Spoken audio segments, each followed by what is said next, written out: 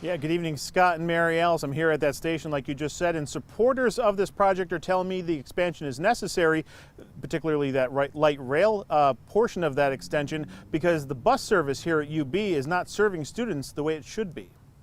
As the NFTA rolls out its draft environmental impact statement for an expansion of rail service beyond UB North Campus, supporters of the project say it's needed. We have been fighting for it since 1965 when we started as an organization.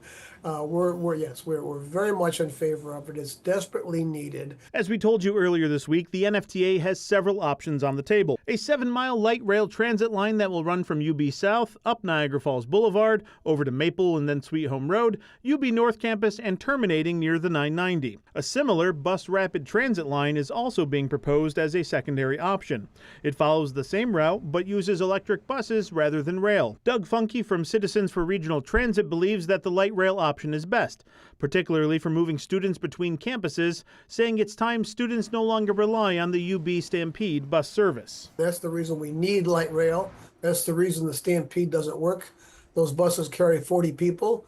Light rail can carry 600 people every 10 minutes. While Funke and the NFTA support the light rail system, other residents I've spoken to that could be impacted by the project support a bus rapid transit system over rail. Among the biggest concerns for the planned rail project is the noise the trains will create once they're operational. Funke argues the noise from Niagara Falls Boulevard far exceeds an underground train. The sound of our current light rail as it comes out of the portal in downtown, and it gets around 70 decibels. That's talking. That's what you and I are putting out there right now. You know, you go on Niagara Falls Boulevard and you measure the sound of that traffic. It's a lot more than that. The University of Buffalo sent me a statement saying they would have to look into the claims being made by Citizens for Regional Transit regarding the UB Stampede bus service. However, they sent a lengthy statement regarding the NFTA's proposed project. We have that posted right now on our website.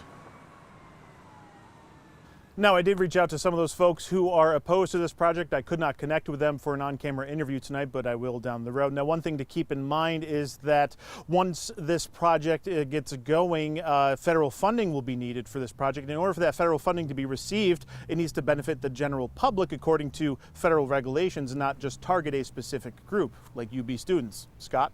Nate, this sounds like a huge project, a lot of money involved here. What happens next in this whole process?